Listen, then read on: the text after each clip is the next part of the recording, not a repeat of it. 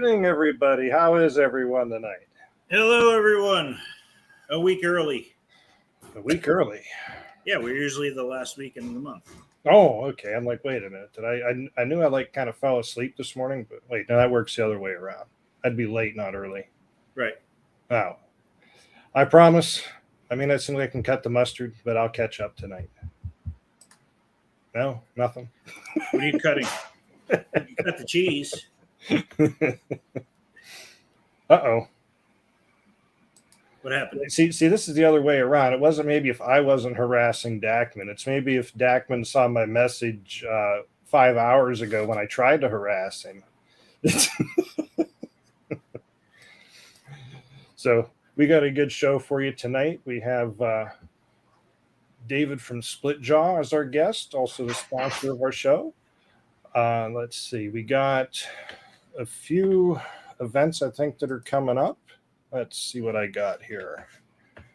And I just got this ready before we got on here. Ah, there it is.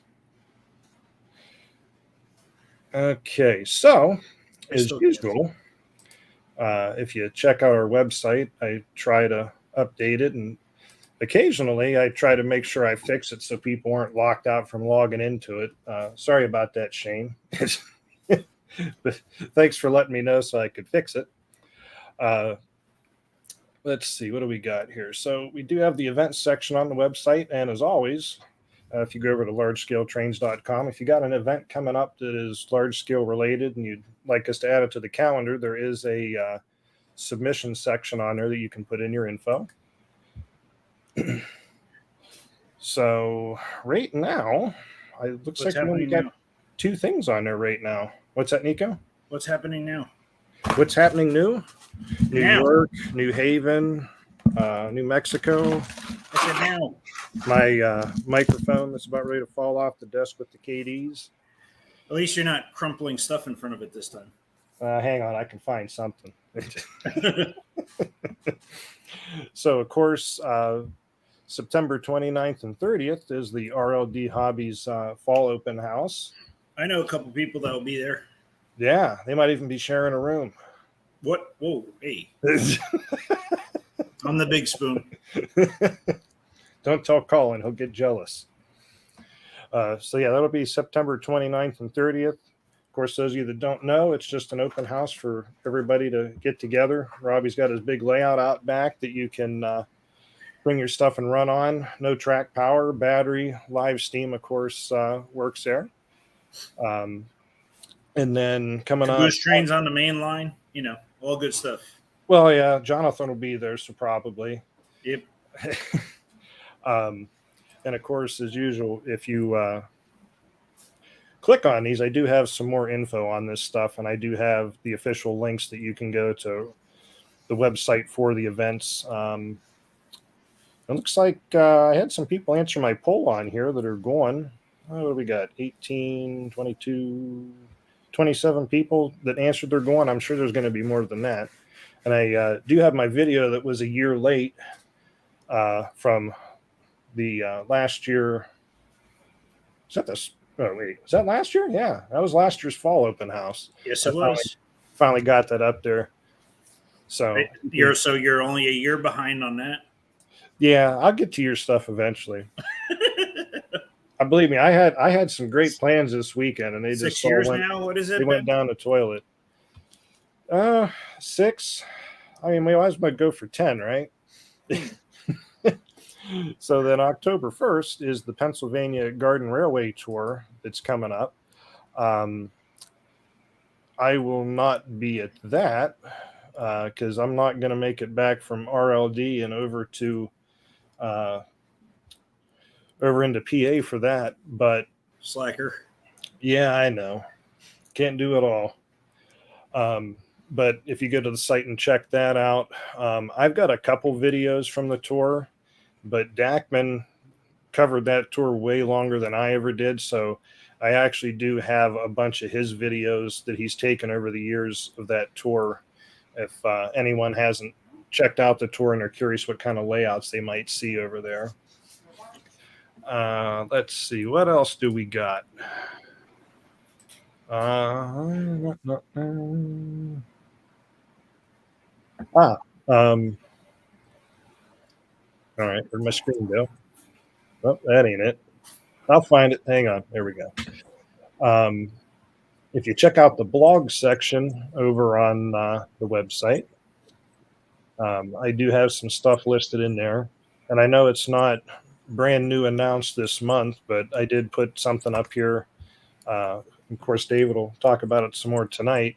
Is Split Jaws, of course, offering stainless steel track now. I won't elaborate too much on that because we'll let David do that, but I do have the info for that on there. That's what I use. That's what you use. And then stainless steel.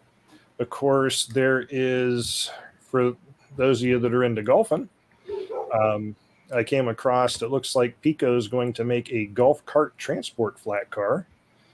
I don't know. I guess I could see a whole string of those going around the golf course. We could probably get David to buy a couple of those. I think you hit the little ball, and then you try and find it. And then as soon as you find it, you hit it again. You know, I got a friend that says that's kind of the equivalent of playing fetch with yourself. But, you know, not the sport for me.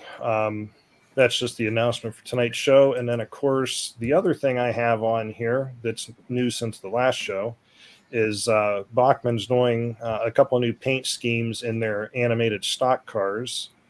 It looks like they're going to be doing the Katy, and they are also going to be doing a North Pole and NP&S, North Pole and Snowflake, maybe?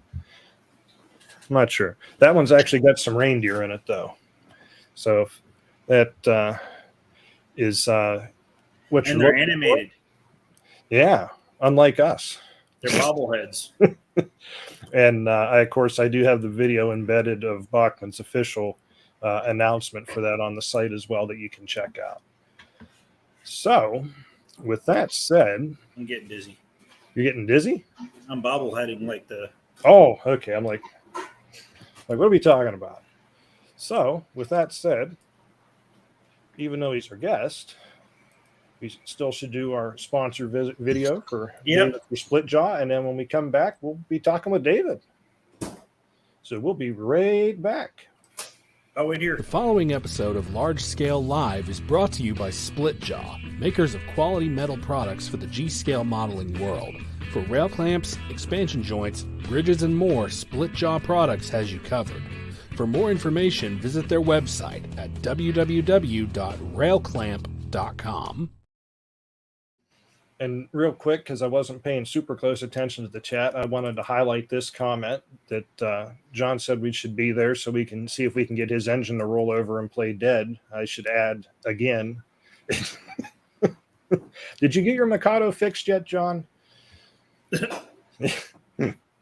So, with further ado, here's David. Hello, David. Hello. Hello, everybody. Nico? How are you doing? Good. How are you guys? I'm feeling kind of sunburnt. You're looking kind of sunburned. Yeah. I've been up on the roof in the attic, doing plumbing, electrical, sheetrock. So you're putting a G-scale layout up in your attic? No, unfortunately, no. Just fixing some home issues. That's all. I thought about a G-scale layout in the attic once, but I don't think I could take the temps in the summertime. Might get a little warm.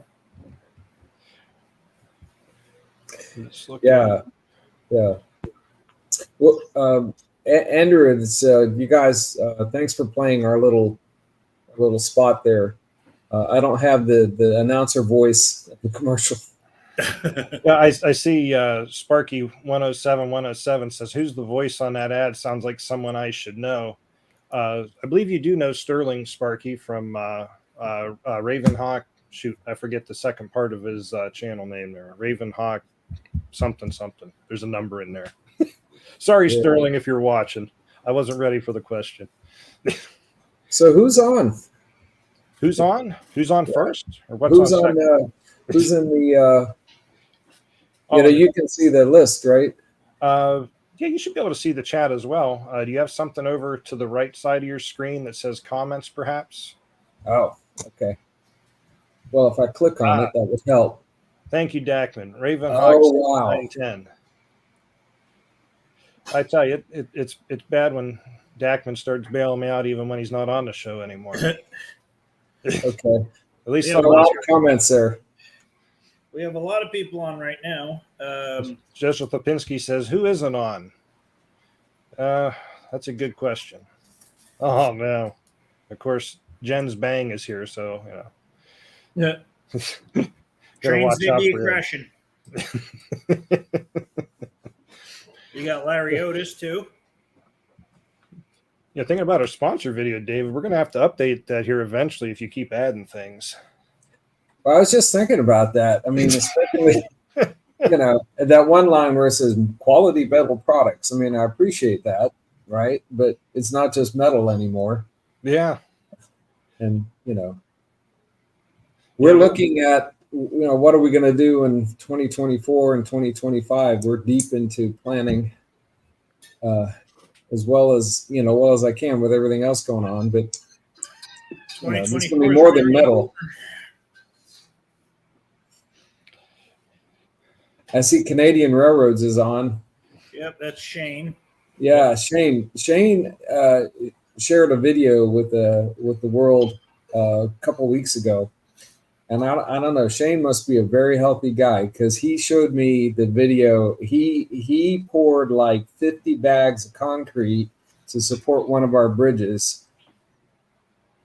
I mean, he's determined. I didn't know your bridges weighed that much.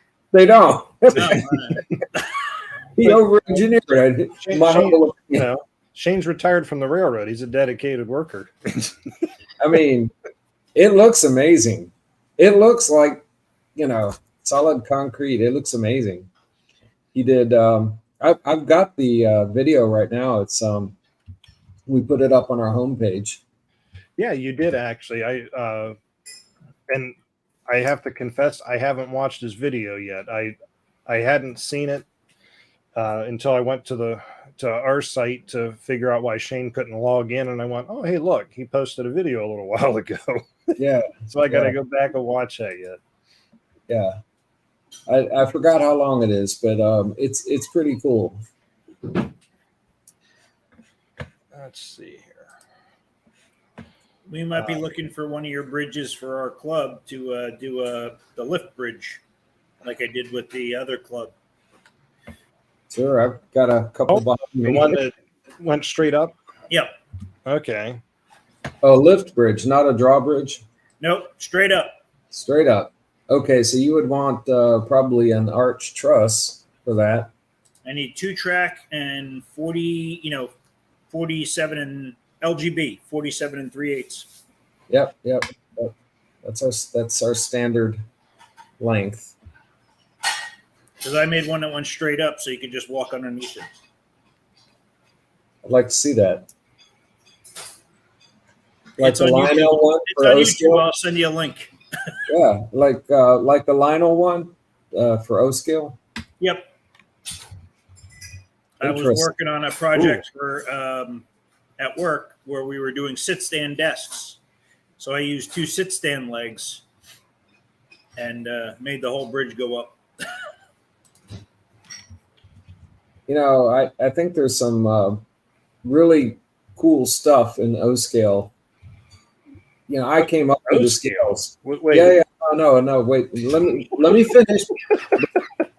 You're supposed to be on Sean's show. Wait a minute. What's happening here?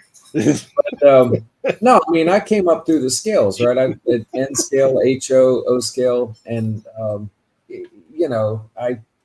look at some of the stuff that they have in other scales, and it's a good source for. I'll just put it this way: it's a good source for ideas for new products for G scale, right? Yeah, right. I mean, why not?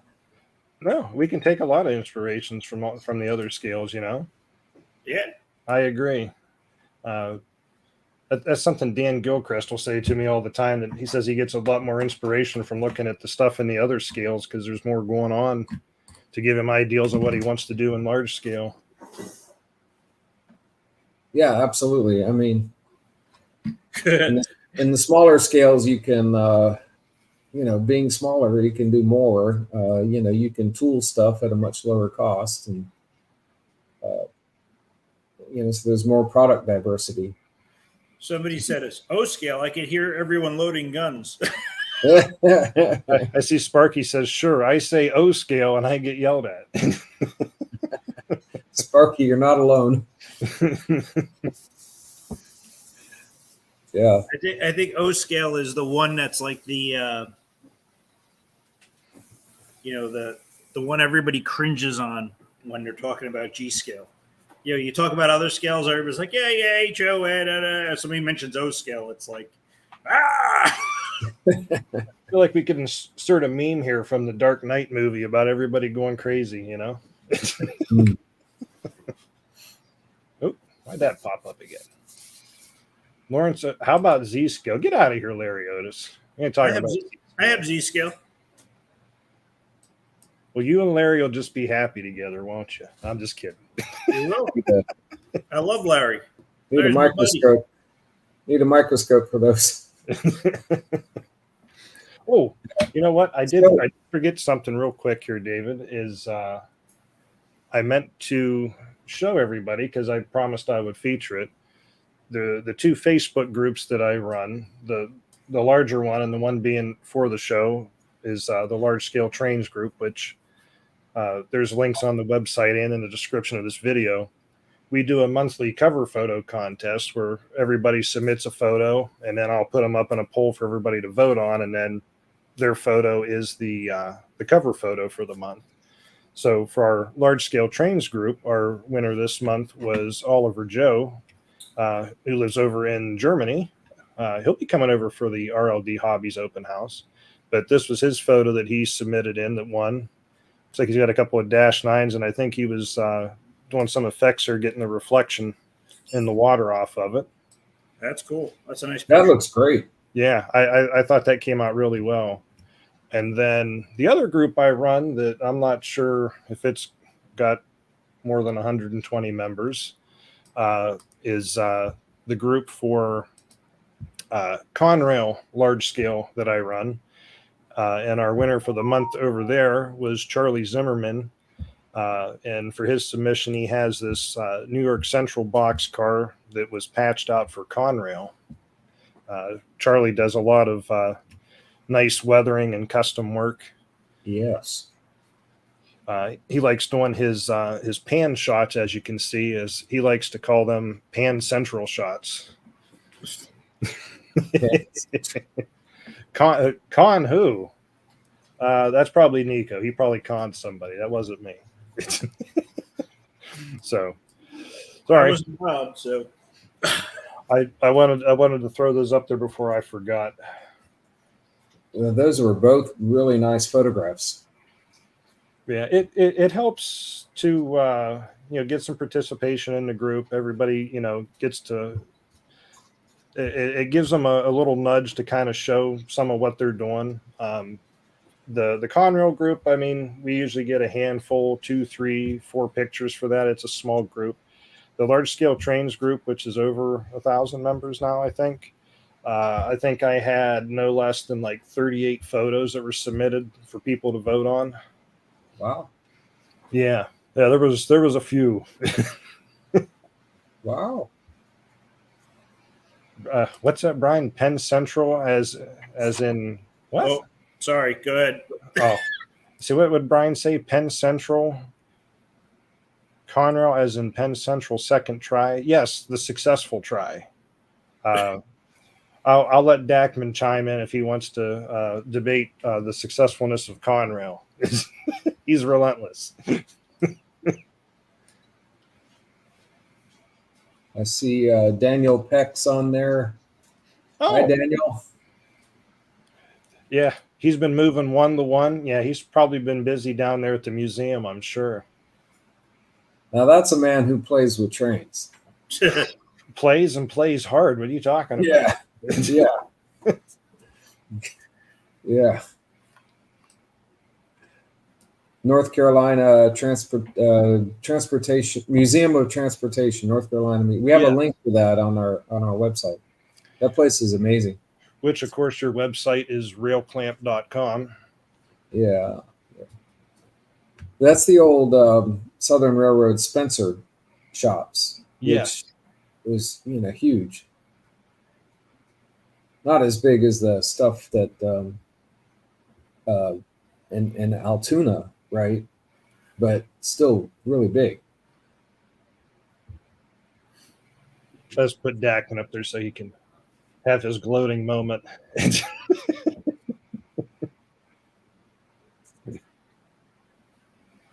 And so the government actually did something that succeeded. well, and if Dackman goes any further, he'll explain to you that Conrail actually still exists as shared assets between NS and CSX. So I actually did see a Conrail crane not the other day, but a couple years ago. Still numbered Conrail. Everything was still on it. Yeah, every now and then you'll see all kinds of stuff that's still floating around out there. Yep. There's a CSX tank car not too far away from me that Dackman argues with me doesn't exist. He tells me I can't run it on my train all the time. I said, what do you mean? It's sitting right over here in the yard over by me. He goes, well, it's there to be scrapped. I said, exactly. When I'm running into my train, it's on its way to that scrap yard. Yeah, exactly. I do miss Dackman. I still talk to him all the time, but it was fun going back and forth with him all the time. Not that Nico's bad. I know. What am I, like chopped liver? So, what do you want to talk about first, David? Well, if you guys have any questions, we could let you ask questions. Anybody from the listening audience have any questions for Dave or Split Jaw Products? We're probably going to have a lot of questions. I'll start it off though, since I already mentioned it. What do you want to tell us about your stainless track line? Okay. The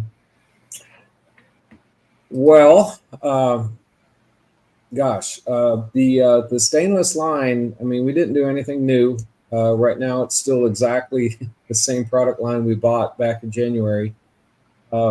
It's that makes it pretty young for us. But the product line that as we bought it, was unchanged for decades. So I wanted to. I guess I wanted to find a niche that wasn't, didn't have someone in there and, try to fill it. And that stainless track was perfect.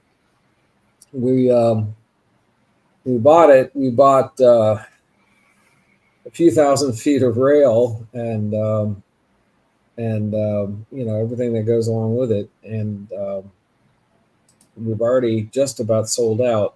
And the next production run will be ready. Yeah, the next production run will be ready end of October-ish. And it will consist of 5 1-to-1 miles of rail.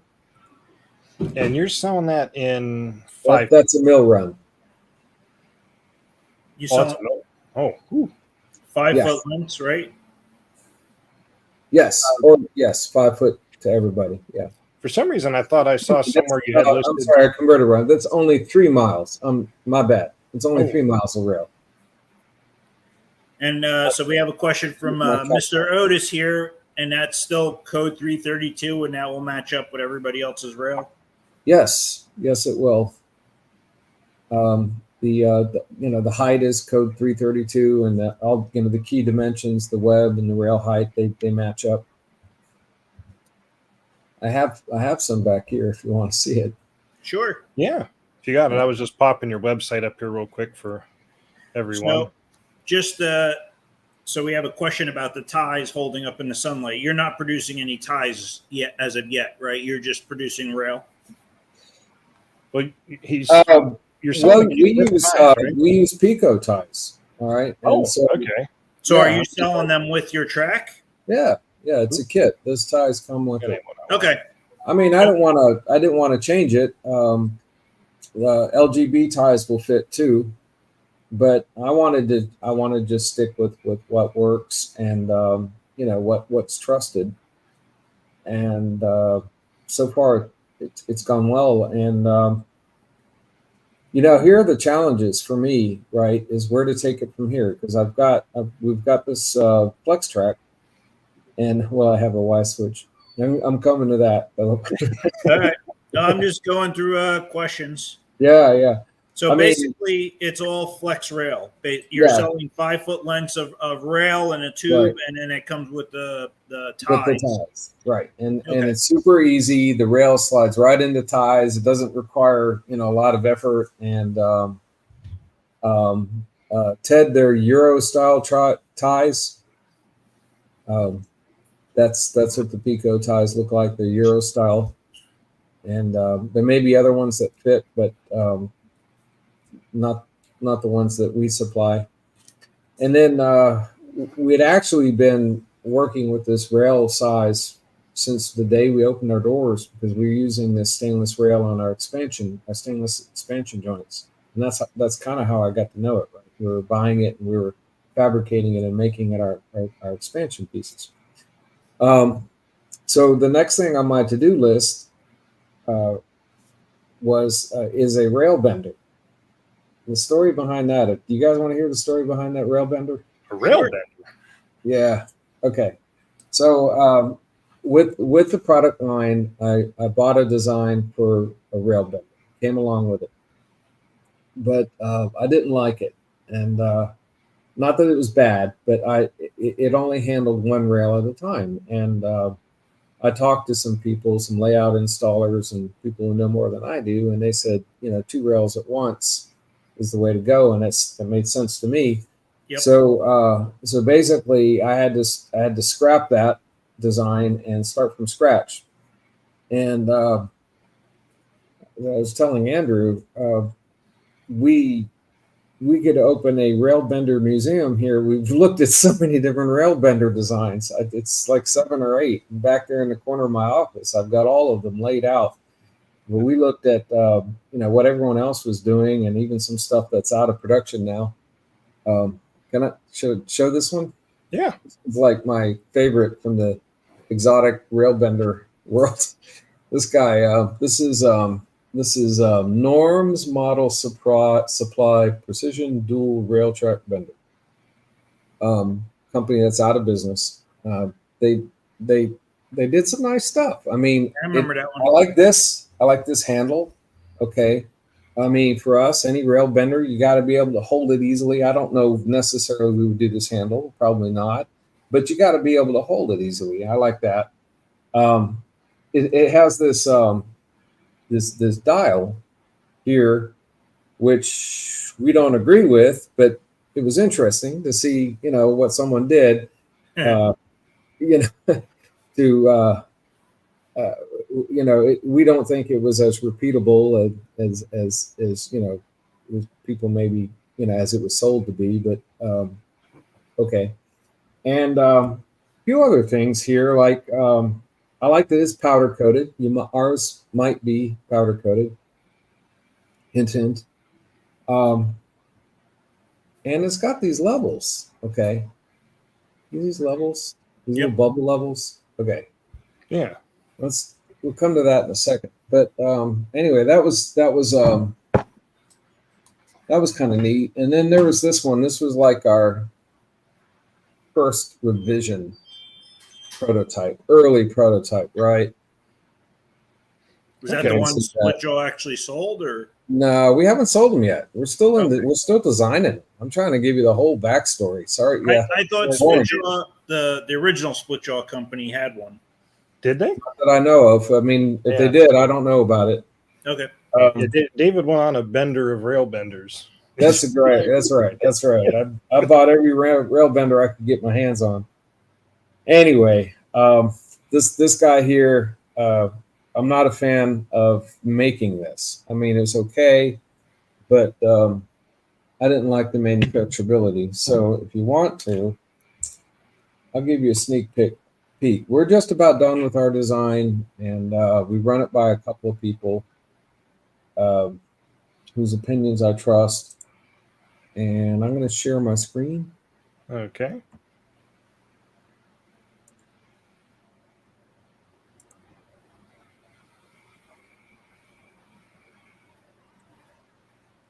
I think I can. Oh, there it is. Okay, so this is not the entire thing, but this is just a part of it.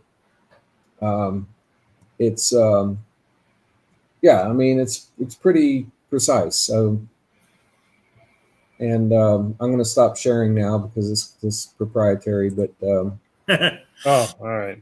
I mean, I already took snapshots of it. that's just I mean. That's just one component, and it'll be several components, and we put together. And I hope that we'll be in production. Definitely by the end of the year, we'll be in production and shipping these things. I have one of the old aristo-craft ones, and that works great for me. Oh yeah, I forgot they made one. Yeah. Well, we want to offer a rail bender, but I didn't feel good about the designs, and we wanted to make it our own. So, typical fashion, I just started from scratch. So we got a question: will it be capable of 250 and 332, or just 332? Just 332 initially. There was actually that's all we sell. That's all we sell. There was actually another question up here.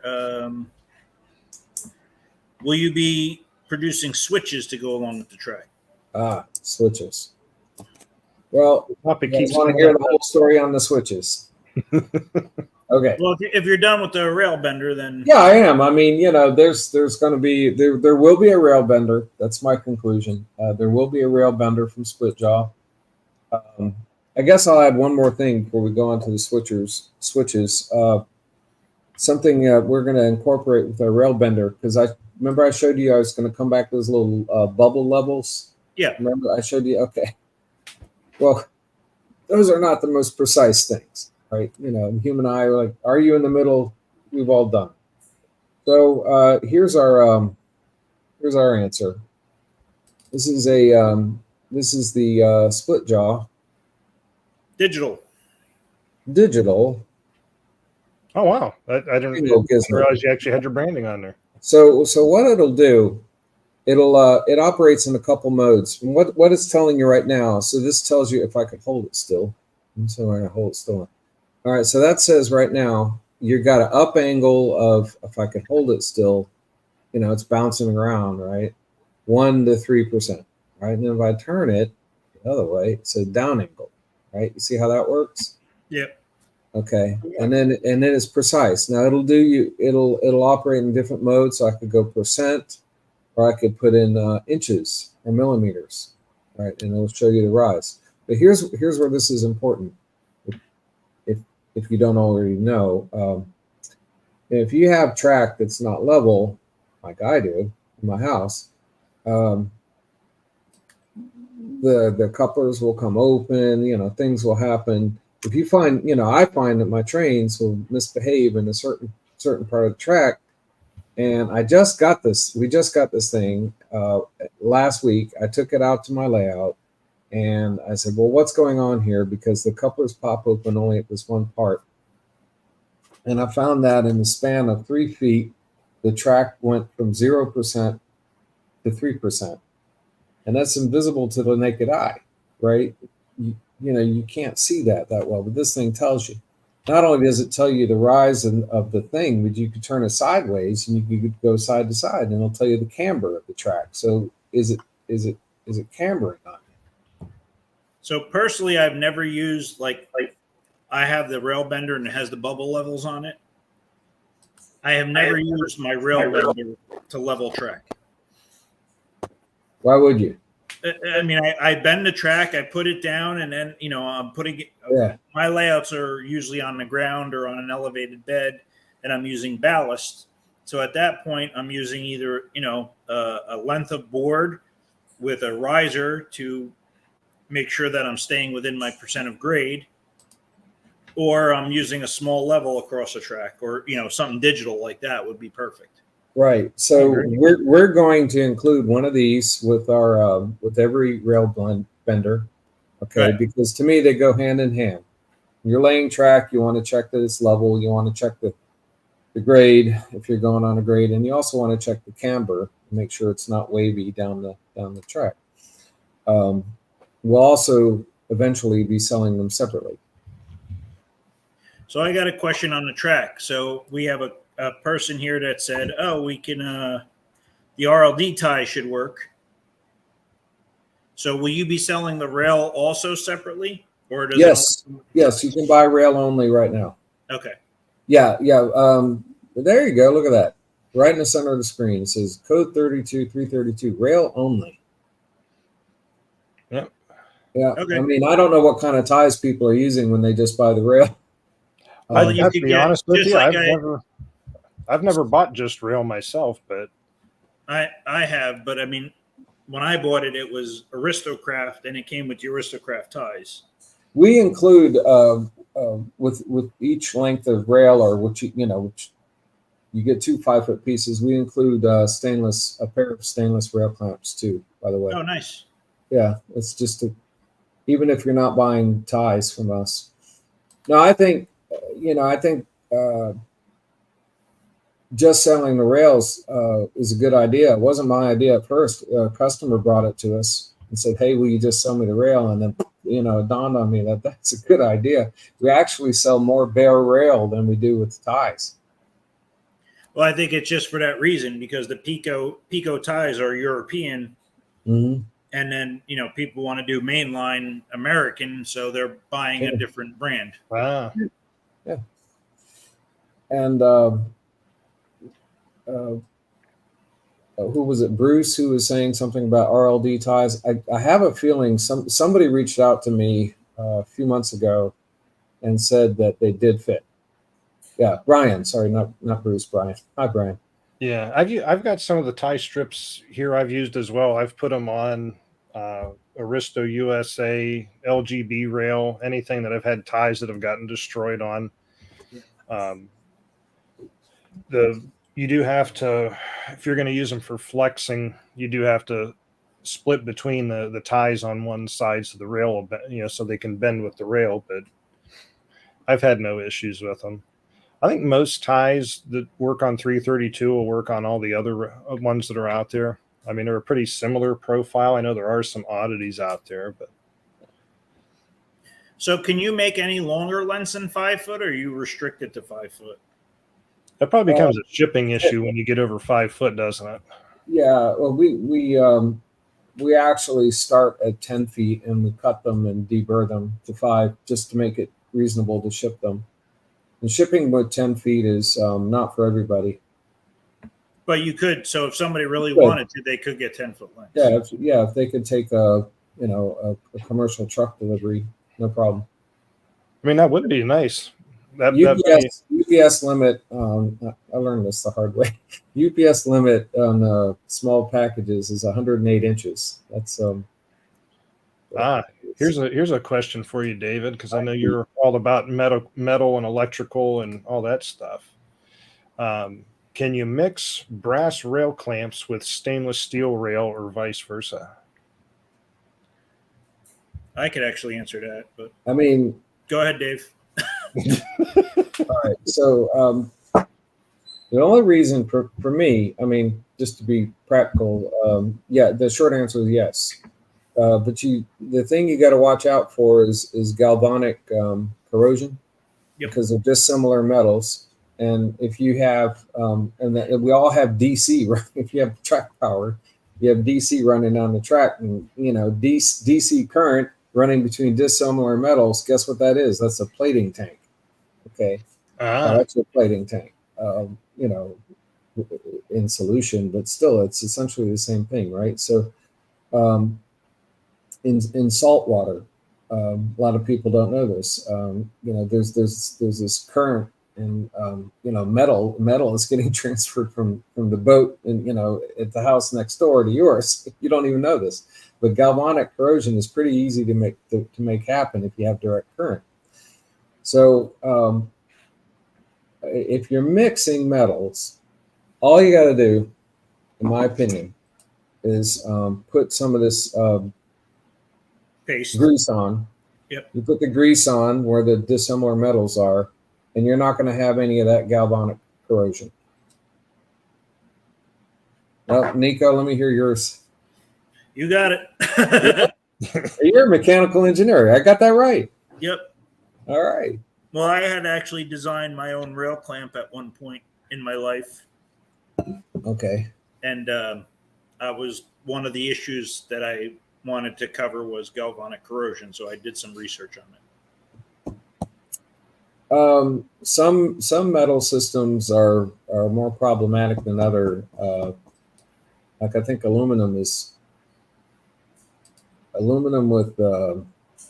certain kinds. You definitely want to coat it with the electric grease. Aluminum rail. Any aluminum when you're using it for electrical, you put the electrical paste on it. Yeah. Dielectric grease. Yep.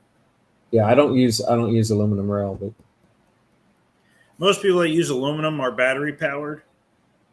The only big issue with aluminum rail is that it bends and dents very easily because it's softer.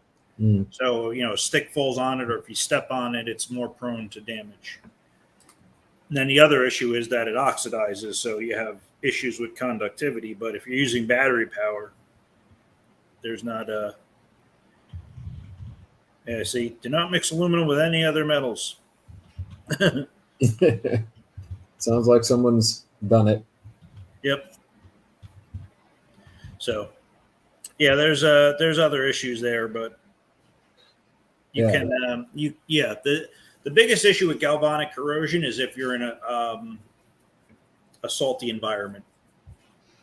So anywhere by the coasts, where you're close to the ocean, that's where you'll have a larger issue with galvanic corrosion than anybody that's centralized with low salt. Exactly, because the air is like the solution in your plating tank. Yep. It's the salt. All right. Well, I guess we went down a little metallurgy rabbit hole, and you guys want to hear about switches? Sure. Yeah, that was the other question. That was let's switch tracks now. Switch tracks. Oh gosh. All right. So I said that we're doing Flex Track today. We're coming out with a rail bender. What about switches? Well, the switches have caused me a little, not heartache, but just I'm not ready to make a switch from scratch, right? I mean, I know my limits, and right now I don't have the. There's some people that really know a lot about switches, okay, and they're really good at it. And I'm just going to be totally honest. I'm not one of those people, and there are some things I'd rather do than invent a switch from scratch when there are some really nice ones out there. So I have an idea, and I'd like to ask your your group guys. I just want to run it by you and get the opinion. Is that okay? Sure. Yeah. All right. So, here we go. Stainless rail is corrosion resistant, and what I want to do is see if we could offer a corrosion resistant switch. Well, there's there are these guys in Germany who are making nickel-plated rail. This is one of their switches. And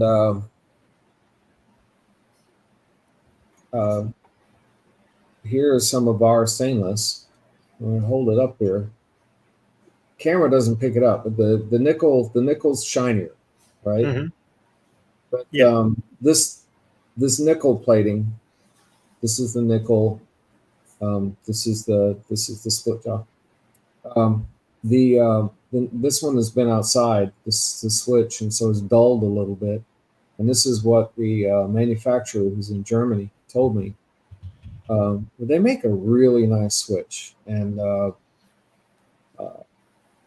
all due respect to the guys making nice toy trains over in China. That's just not my thing. I don't want to do it. And so anyway, there are these. There's a nickel-plated silver, and the ties are a little bit different from mine. They're a little bit more spaced out. The rail is exactly the same profile as ours. Okay, and on my layout, I've connected them. And they connect really well with the split jaw rail clamps. So I have Now the Train Lee makes the nickel plated rail also. And at a point on one of my layouts, aristo-craft was out of stock, so I bought a box of Train Lee. Mhm. And I mean, after I put it out, and it got dirt on it, and sun faded, you can't tell. yeah. They have a nice line of switches that we could incorporate right into our website and offer those switches right alongside the tracks for one-stop shopping, or our distributors could look at it too. But we could offer. They don't use U.S. sizes like number 4, number 6, but they have a small diameter and a big diameter. This is the it goes on diameters. Sorry, I forgot what this diameter is. But anyway, it's nice stuff, and they offer a real nice crossing. They offer a curve switch. They offer a Y. Now you have some of that you've been testing, right, David? Yeah. Okay. I don't have a whole lot of experience with the nickel plated stuff. And I saw Larry Otis in the chat said that he got an LGB nickel plated switch at some point and the nickel started flaking off. But I have to imagine that might have been there was some issue in the plating process. I imagine there's a whole science behind that. Most likely. Yeah. Because that's the first I've actually heard about that flaking off on there. And there was something else that I just saw here. So I mean, if the plating is done properly, it should never come off. Yeah. Nico, that is the key, right? Is if the plating was done right. Now, I've checked out their plating, and we need to do a little bit more testing. But honestly, it looks very good to me. And we have a you'll know what this is, Nico. X-ray fluorescence to check the plating thickness. Yep. And it's very nice. Like I said, I had the Train Lee out for years, and I never had any issue with it. No flaking, no breaking on it. So the question is this: I've kind of put this to the group tonight. All right. If Split Jaw sold turnouts that were nickel plated brass alongside our stainless steel, would that cause people heartache, or would they, accept it that it's a little bit of a mix, but it'll work? Me personally, the thing I would look at is the radius, the size of the radius, and then looking at the number switches, right? When you have a number 6 switch, that's a divergent switch, not a radius switch. Yeah, and I know that's something that a lot of people are looking for, like the number 6s. Even like the 10-foot diameter stuff and that. But yeah, I guess that would probably be the big thing is what the switches were. I know there was someone in the chat that mentioned something about needing a good crossover for number 6 switches. Yep. The 19.5 degree. Yeah, and looking at that's. I'm trying to hold it. You want to send that one to me for evaluation? You could send that. This is it's hard to see on the camera. This is the straight side, and this is the diverging side. The camera's not showing it that well. Maybe this is better. Yeah. Yeah, this is better.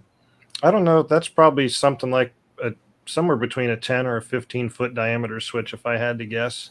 I want to say it's a 15-foot. Is that's probably meant to go like the LGB 1800? LGB R5. Yep. 18,000. Yep. That's so that's like 15 foot roughly. Yep. Anyway, it's a nice switch. I like the.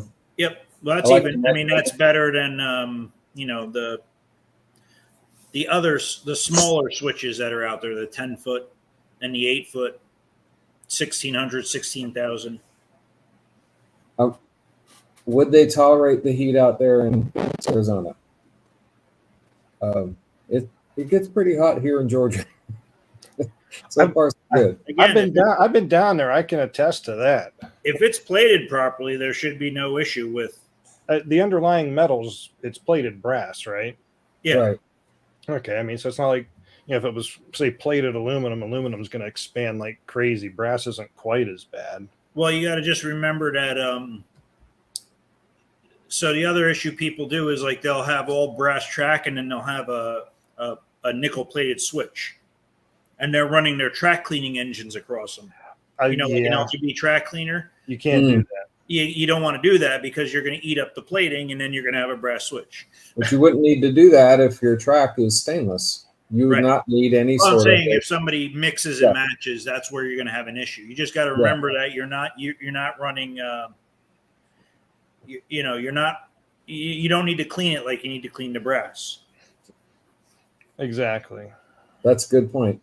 Yep.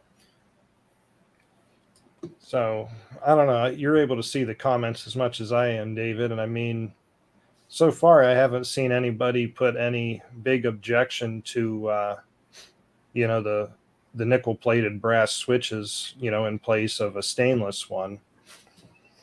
In the grand scheme of things, I mean, if they say, no, we don't think we'd like that. I mean, I don't think you're going to whip out your wallet and go buy tooling to start making switches tonight, obviously, but we would hope you would to make us happy. But So Perry said, Perry Central Railroad said it gets almost 115 degrees during the summer, if that helps. And, Dominic Milletta says as well, for the track cleaning, if you run battery, it doesn't matter, which I do have to agree with him. Well, yeah, but I'm just saying that's if you're running battery, you're not cleaning your track. It's somebody that's running track power that's going to be cleaning their track with like an LGB track cleaning loco or something like that. That's very abrasive. There's got to be that person out there though that does clean their battery operated train track. That person has to exist. As soon as you said it, I'm like, there's someone out there. There's always an answer to that question, and I'm sure there's somebody that does. You want to knock the dirt off if you have, a lot of dirt jumping onto the rails. That can cause derailment. So I understand that, but. Andrew, did you mute me on purpose? Did I say something you didn't like? No, I didn't mute you. Oh, okay. But thinking about that, we're at about an hour in here almost, and I know we talked earlier. Did you want to do a giveaway, David? I know we talked about maybe doing a couple, so you let us know. How about a pack of the number one seller? This is the direct to rail brass code 332 rail pipe. All this talk about stainless steel, and you're going to give away brass. I'm just busting your chops. If you were here now, I'll give you some brass. Just give Nico the brass tacks. That's all he needs. Give him the bill. No, do your thing. Where the prize is a direct to rail code 332 12 pack. 12 pack of clamps. Okay, the best seller. I'll get this up here in a second. So what's going to be the hashtag? Well, I'm sure somebody's going to put a hashtag in there for something we're not giving away. That hasn't worked in the past. They can try their mileage again tonight, but let's see here. Let me find her. As I'm looking for the giveaway tool, we were talking about, as far as switches, we were talking about something in the way of switches earlier today, weren't we, David? That I had mentioned to you. You seemed a little bit intrigued by that. Oh, that, yeah, I'd never seen that before. You want to pull it up? Yeah, give me a moment here, and I will pull that up. Where'd that screen go? There it is.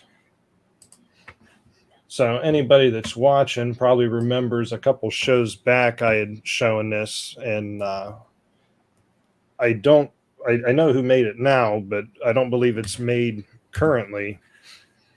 And I think it's something that if it's not available out there, it's something that David could probably produce a little bit easier than a full-fledged switch. And I know several people seem to be really excited about when I showed this, which is a 5-track staging switch. Those save a lot of room.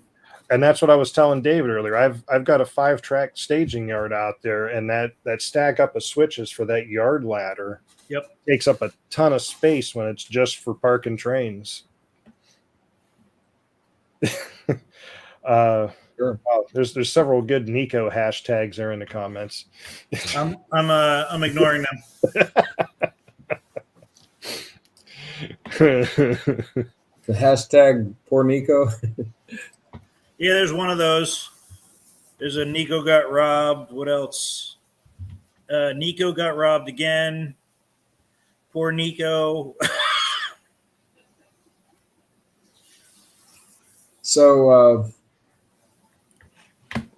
what's it going to be? So your hashtag going to be there, Andrew? Yep, we're just gonna do hashtag rail clamp to enter the giveaway. I'll put it up at the bottom of the screen here. Hashtag what? Rail clamp. That's a pretty cool staging switch, though. Have you seen those in person before, Nico? I've seen a 3-track one, not a 5-track one. They actually made 2 of them. I got. I don't know how well those would hold up outdoors, but for like a yard, like once you come indoors.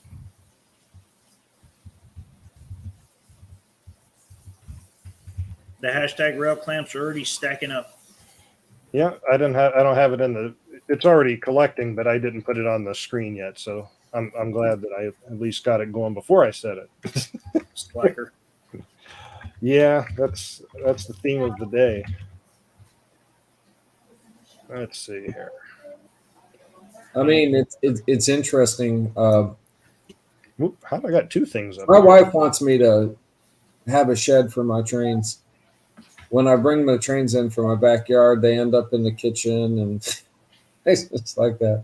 I can't stand that. Like carrying my trains in and out. I just always. My last house, I had a window went into the basement, and I ran them straight in.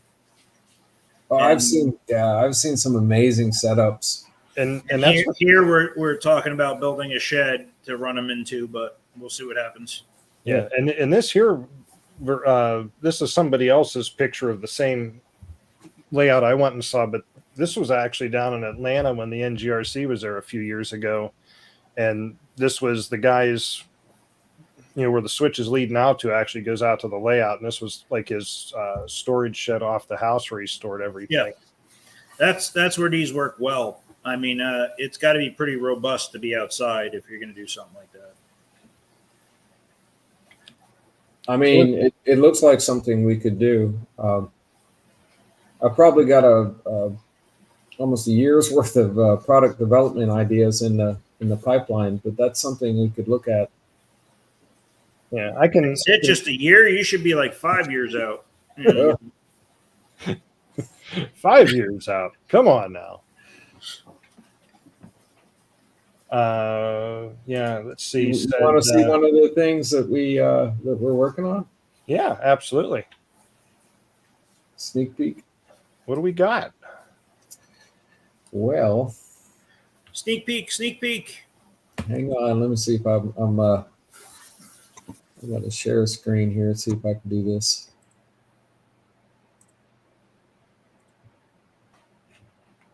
Let's see. Ooh.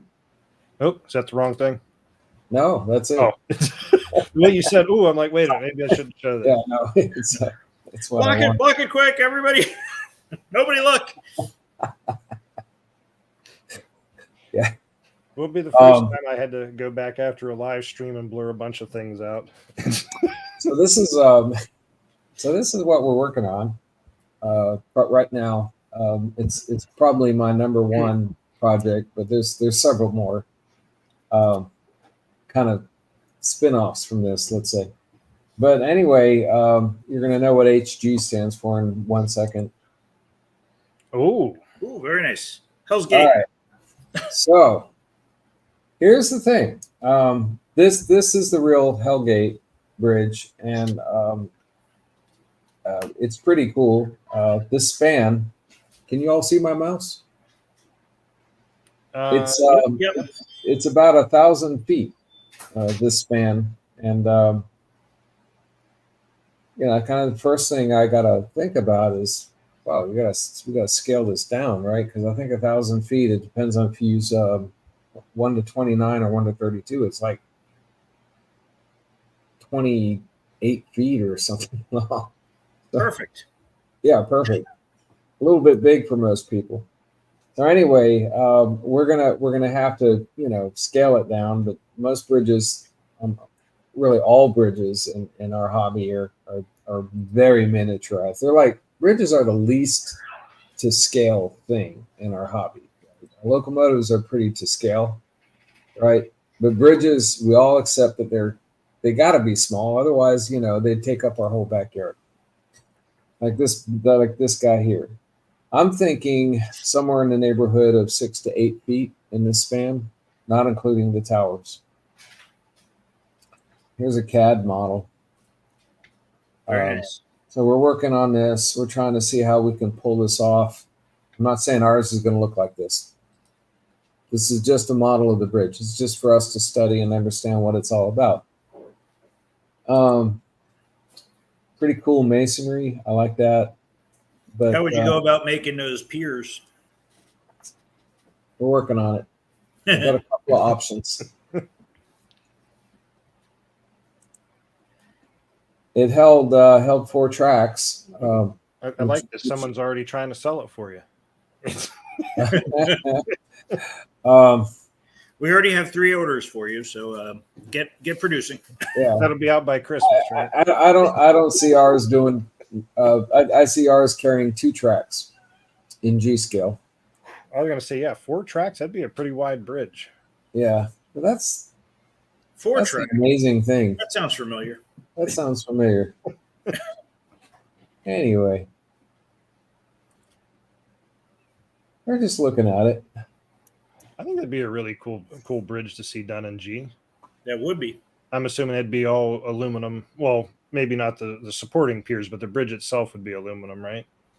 The thing I want to do is, I don't want to put a box around it and say it's got to be aluminum. It'll probably be aluminum, but Okay. You're right. Those masonry towers on the end, what I've seen in some backyards, people have done Hellgate bridges, but those towers have been like skeletons, just metal skeletons. Okay. And what we would like to do, if it's possible, Nico, we don't know how exactly we're going to do it yet, is put out a something that looks like the masonry and has as much of that detail as we can manage, right? Well, you can get powder coating that has that like stucco look on it. Yep. That stucco feel.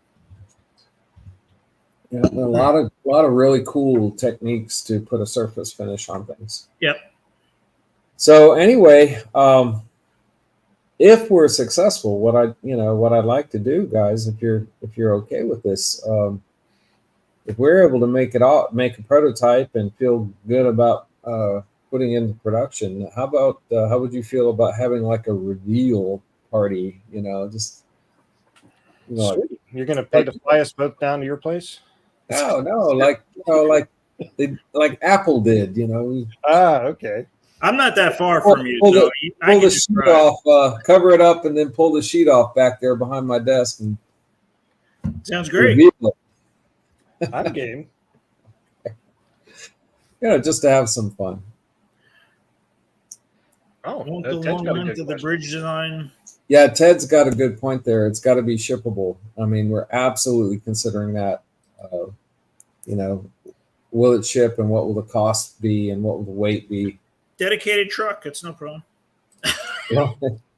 Let's just, Ted, the answer to your good point is that it would have to be a shippable by UPX ground or FedEx ground. A small package. He said we could reveal it on a show. We're going to reveal it on this show. What are you doing to us, Joe? So it looks like our entries for the giveaway have stopped rolling in here. I figure we could go ahead and throw that up there real quick. All right, while you do that, I'm going to step away for a second, but I'll be right back. Just a second. I don't know if I'll make it while you're gone. You're my rock. Not that you look like the Rock. So, and this is for a 12-pack of the brass 332 rail clamps, right, David? Correct. Okay. So, let's see who our winner is going to be. Hey, wait a minute. Nico's stepping away. Are you signing in under a different name, Nico, so you can try and win? I don't know if you should be off camera for this. Let's see who our winner is going to be. Hey. Ooh. I got mine as well. I see some split jaw customers there. Ooh, John Singovich is our winner. All right. I'm sure you will put those to good use, John, and I'm assuming you'd like them to email you directly for that, David?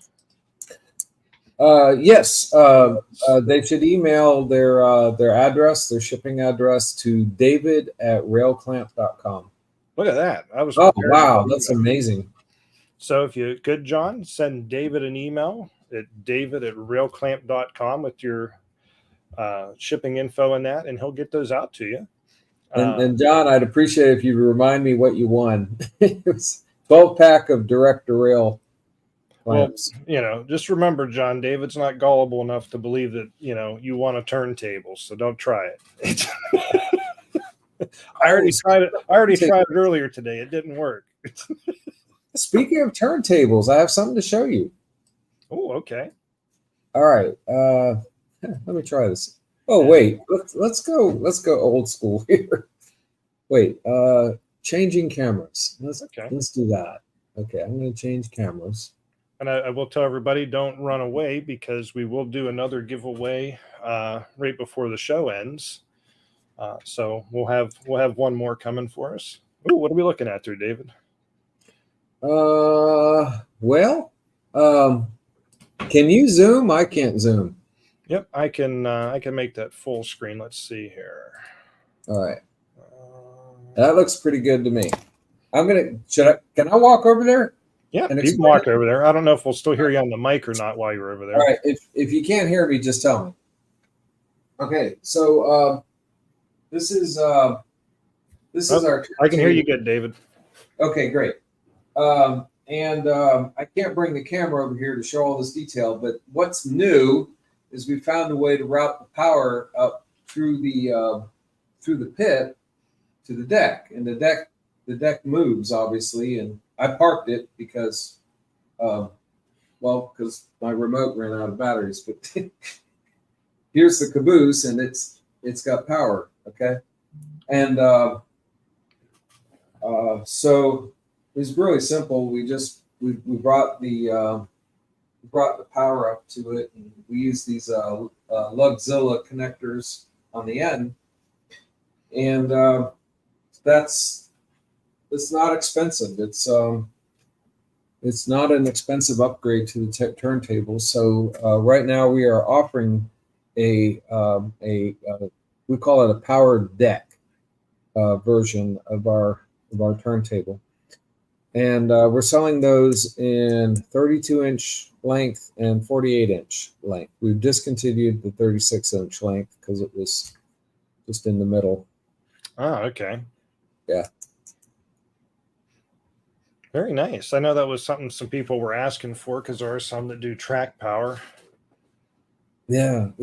And then I had some help figuring that out. I'm going to go back to my main camera here. Okay. There.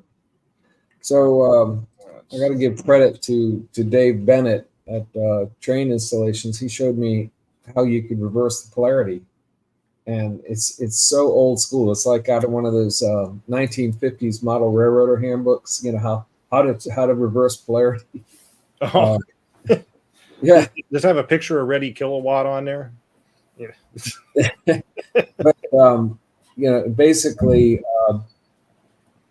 you have a polarity, a double pole, double throw switch, and you just reverse the polarity, and it's in our instructions.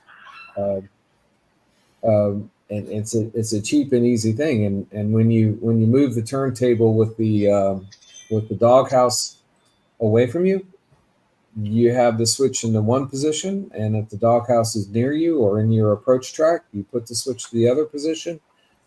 And there you go. It's a little bit manual, but it'll handle reversing the polarity. Very nice. Joe is asking, have we considered adding more detail, like an operator shelf or a light bridge that goes over something? The short answer is yes. The short answer is yes. It's on the horizon, long range horizon. Actually, I'm liking John in the chat here. He keeps trying to sell more and more of your stuff. I think you got a Hell's Gate bridge. Now he's getting rid of a turntable for you. You could also do just as an indicator if you use like a red-green LED. You know what I mean? You could know which way the polarity is. Well, that's smart, right? Because LEDs only go in one direction. Yeah, that's smart. Yeah. Well, no, I mean you could also get the LEDs that are, if positive and negative is one direction, it's red. If positive and negative is the opposite direction, it's green. Yeah.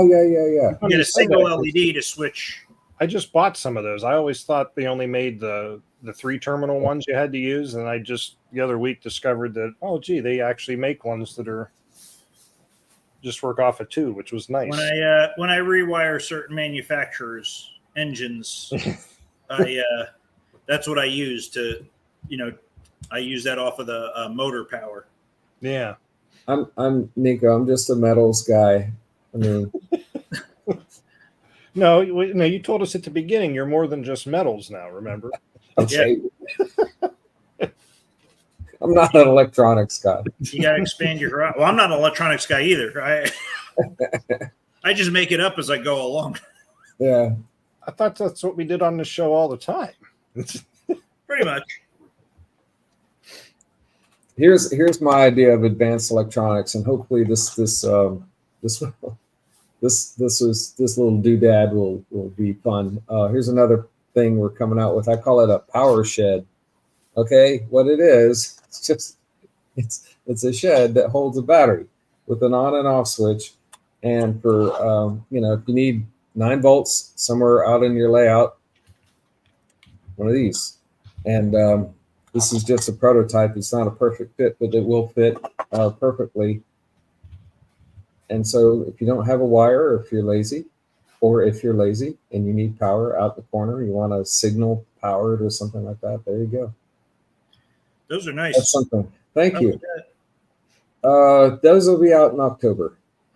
Oh, okay. Do you have a going price for those, or?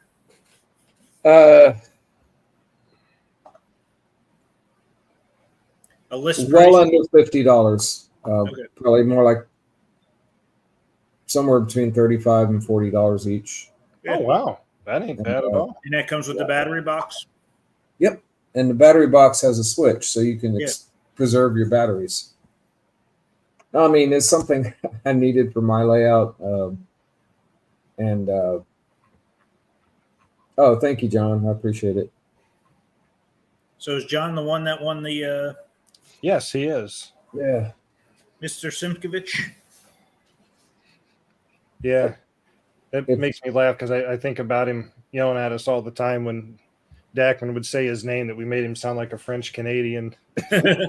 We'd give away.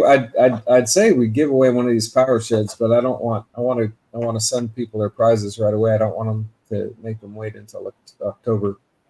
So that's a little thing that we're going to come out with. Those are very. I mean, those could be useful, like just all over the layout. Yeah. I mean, put them together with a set of rechargeable 9-volt batteries, and you can do whatever, like buildings and signals. The cool You can thing is wire in a little solar panel, and then you could charge the batteries for the little. Home Depot sells stuff like that. It's pretty nice. Let's see, what else do I have that's new since we last talked? I got my curved bridges behind me. Want to see those? Sure. Okay. Let me get these.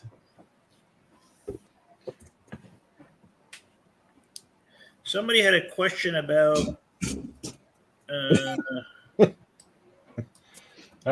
Larry Otis says, I can imagine the reaction saying my name. Yeah, I can. Larry Otis. Otis. This thing's a little crowded here. Here's we There didn't was have a these. question somewhere. I'm trying to find it about powder coating. This is our curved bridge. Oh yeah, This Those, is nice. yeah, thank you. I think this is the R3 size LGB 1200. R3 is 16. 1600. Thank you, Nika. So, yeah, I don't speak LGB track codes very well, but I know R3. I don't think LGB speaks LGB track codes very well. Well, I think the LGB and the Pico track codes, they have some that use the same name, but they're different diameters, if I'm not mistaken. Yeah, and MTH is different too. And MTH R1 is not the same as, or R2 is not the same as LGB. Well, I think LGB started out with the that 4 foot, so they called it radius 1. Then they did the 1500. They're like, oh, radius 2. Then they went to 8 feet and they went radius 3. It's a great track system. Oop, that ain't what I meant to do. All right. By the way, our I know you guys don't want to see this, but oh no, what are you going to show? One of the things I'm thinking about for those curved bridges is overhead railways. Okay, because it wasn't my idea. We had a gentleman come up to me at a show. He wanted to run he had a cabana in his backyard, and he wanted something that survived in the outdoors. And could we do overhead? So I started working that out, and hopefully this year, by the end of this year, we'll come up with a system. So there's a question there. If you do not want a powder coat, what primer and paint do you have a recommended paint and primer, or? Yes, you want to use. Well, first of all, you want to prepare the surface, and kind of an easy way to do it is wash it with vinegar. Wash it with a strong vinegar. Wash the aluminum with a strong vinegar solution first, and that's going to clean it and slightly etch it. Okay, and it's good when it changes color a little bit. Okay, so when the color dulls a little bit, that's a visual indicator that you've etched it. Okay, so there's your step one, vinegar. Then you put the oil and oregano on it, and then sorry. Just regular vinegar, not the black balsamic kind. Oh, okay. Not the expensive kind. So then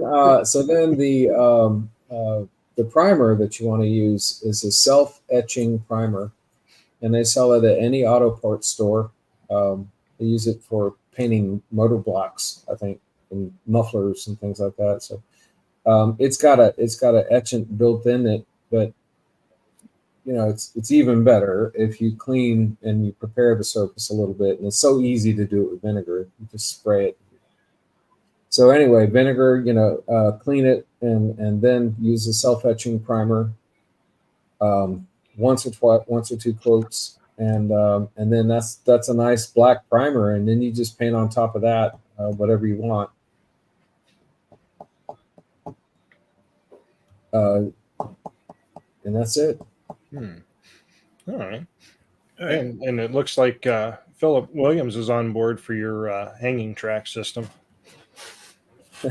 I hope you're putting down these orders, David.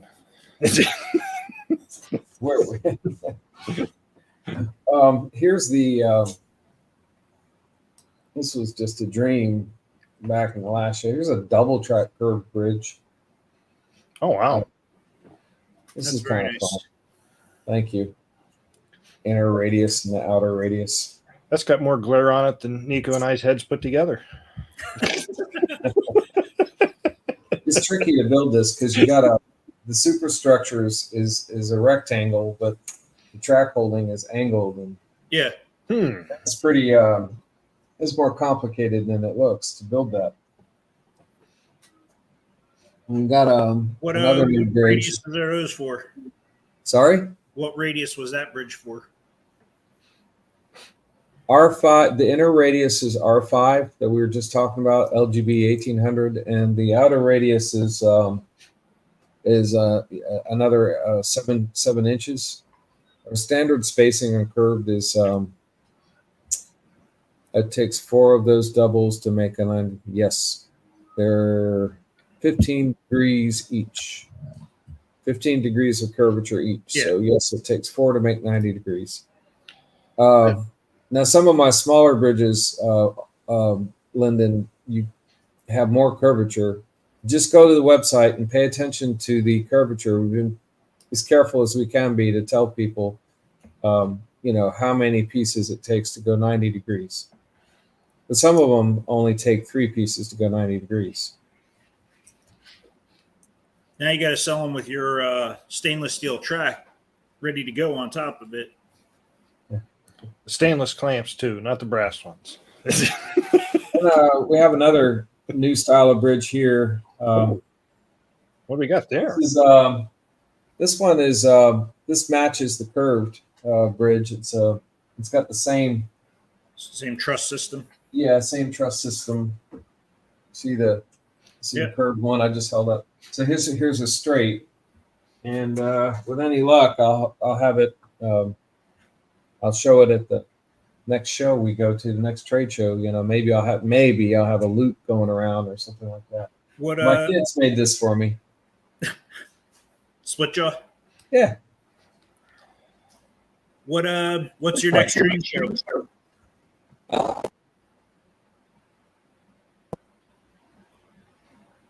I think we lost you. We can't hear you, Dave. Yeah, you're not. It doesn't show you're muted on my end, but we're not hearing you. Ooh, we're gonna play charades. One word. How many syllables? You're breaking up a little bit, but yes. I don't know what happened, but your audio. Yeah, let's see. Am I looping back too when I talk, or just you? How about me now? Can you hear me now? Yep. You're still a little crackly, but better. Oh, that's weird. All I did was move the camera. Yeah, we're getting echo too now. That's kind of weird. Let me go on my settings.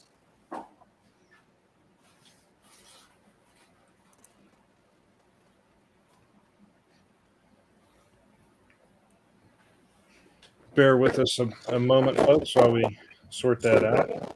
Even yours is crackly now all of a sudden. I think David's got some type of loop back going on his end. Okay.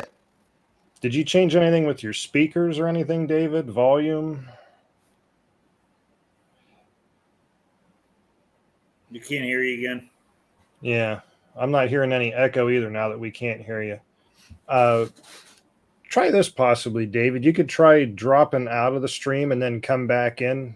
Maybe just refreshing the stream will fix our issue.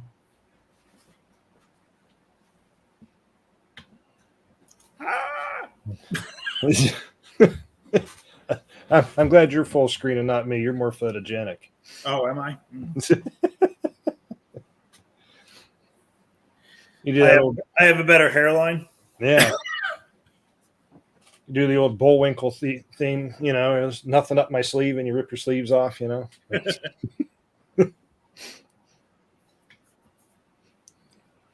worry. We'll sort it out here in a moment, folks. This is one of the fun and exciting things of doing a live stream. If Heath's still watching, I'll blame him with a hashtag Heath. Isn't technology wonderful? Absolutely, every day. All of you guys have an echo. I think that might be a delayed comment. Let's see. Yeah, I know. All I'm right, good. David. Are you back? Am I back? Yes. Oh, there you go. There we go. That worked. Wonderful. I shouldn't touch my camera, I guess. Where were we? That was the first thing. You don't touch anything. Once it's working, you just leave it alone. No. That once it's working, that's when you decide you want to go ahead and fine tune something, right? Yeah. Well, I did have a comment on the screen before that popped up, and Chuck Yes. was asking on the bridges: are the bridges built to a desired length, or do you have preset lengths on those? That's a good question, Chuck. One of the things I've learned over the last year is it kind of brings our production process to our knees if we do too much that's customized. I mean, we're making and selling dozens and dozens of bridges every year, and I tried to take custom orders. Sometimes it's not feasible. Like the bridge over my shoulder there, the geometry is only good in certain lengths, but other times, I mean, that's a long answer to your question. Is we're trying to simplify things so that we can cut delivery times. So I'm moving away from that. I know Garden Metal Models made, I think, 6 and then 12, 24, 36, 48, and then if you wanted any lengths, you just bought multiples and made your length. I did see someone in here that asked, and I know the answer to it, but I'll put it up there. Larry Otis was asking if you'll be going to either of the shows in West Springfield, Massachusetts next year. Oh yeah, that's where we were when my mic cut out. Yes, we're going to try to do the January one.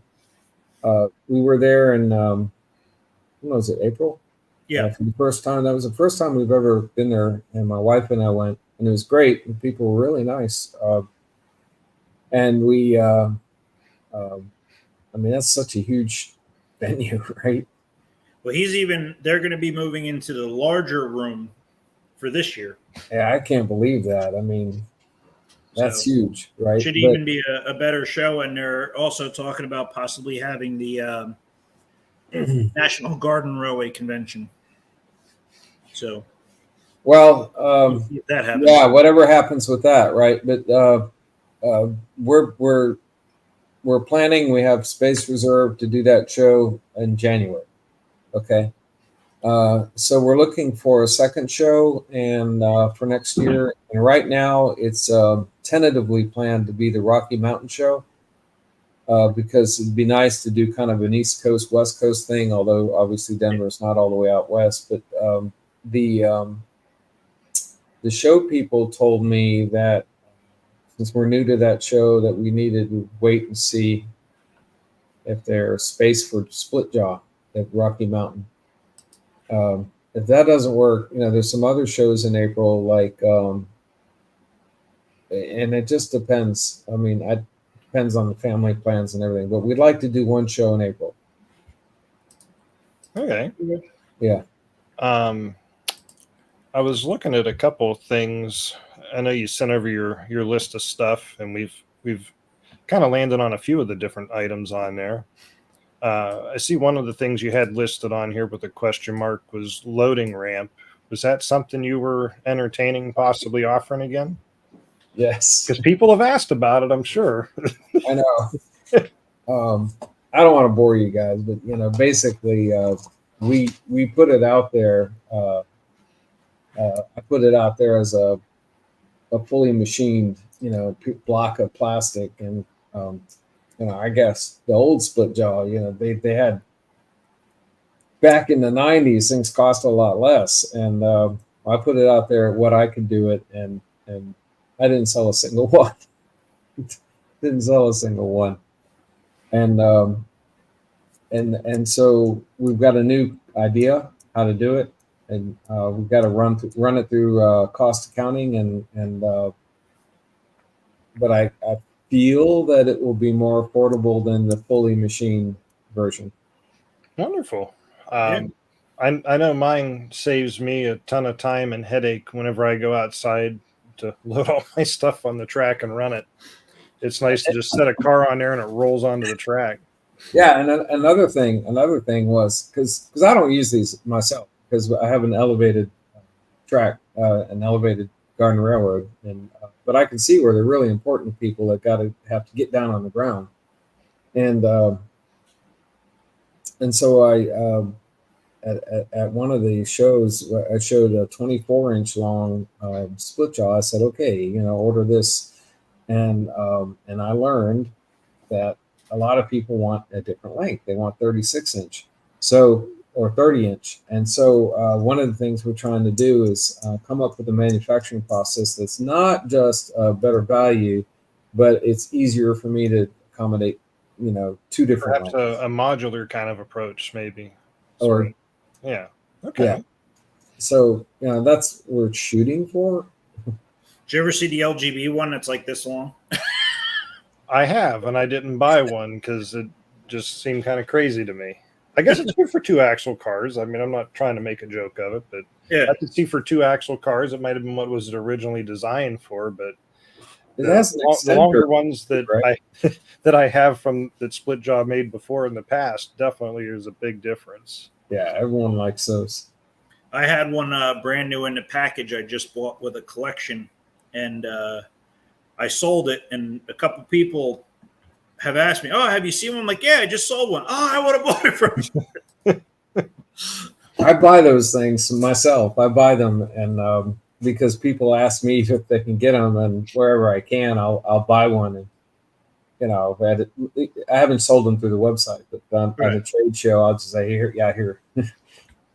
It's a 20-year-old one. It's Let's see. I'm just trying to remember. You had quite a few things on your list here. I believe you were showing or talking to me earlier, and okay, it is on your list here. You were talking about a reversing unit. Am I not mistaken? That's on our wish list for next year, is to bring out a reversing unit. And I've already told you guys I'm not an electronics guy, so I need help with that. And so we're working with someone right now who's way smarter than I am with electronics. And maybe the next time, like if I do the product reveal, I was thinking if I do a product reveal in the winter, I might have a reversing unit to show you too. There you go. Oh, nice. I've tested it. There's a couple different ways to do it. Some use diodes, and some just use electronics with an isolator. Yeah. Well, we sell an insulating clamp, and I've seen two different manufacturers of reversing units use split jaw insulating clamps. Yep. So I think it's natural, but I don't want to invent it from scratch. Yeah, the one reversing unit I have uses just an isolator. And then once it goes over to that section, you can actually adjust how long it slows down. I mean, it's got a bunch of adjustments in there. Interesting. Yeah, that sounds familiar. Yep. If it's the same model, I really like that one. If it's, Okay, yeah, and the ones I had seen were basically just it hit the gap, reversed, and went the other way. But to actually have some adjustments for momentum and stuff on it would definitely be nice. Probably save some motor blocks too. Well, yeah, you can actually adjust it so once the train gets into that block, it slows down, and you could adjust how long it takes to slow down. So you could adjust the block for a longer train, basically. Somebody's asking if you will ever sell the bridge railing kits by themselves. Bridge rail. Oh, okay. So yeah, just we're doing that. We're doing that now. You already have those for sale? Yes. See that you ask on this show, and we give it to you right away. Yeah, what you're looking for, Lyndon? I guess I could. Yes, I think so. Yeah, here it is. I'm going to have to do a share. Okay. once you throw it up there, I'll give you 10 seconds before I click on it so you can make sure I'm supposed to show it. Just like that. Oh gosh, hang on. Okay. All right. And what you have up there is good to show? All right. Yes. And there it is. And right here. It's the one that has no picture. But they look We can use our imagination. It's okay. actually so that's the same railings that are on your bridges, correct? it is. I'm gonna stop presenting. I have a pair right here. Oh, okay. So this is what they look like. Oh, okay.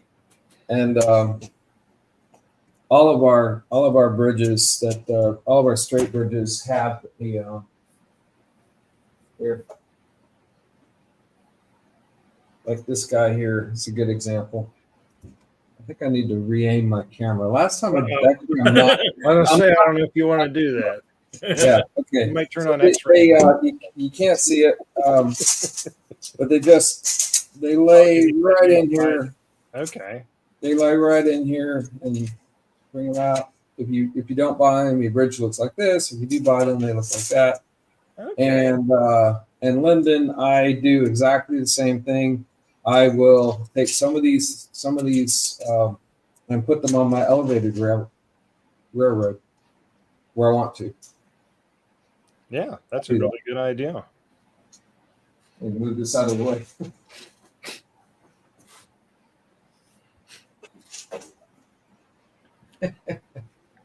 And I was looking here to see if you had anything else that you had listed for new things coming up in your list.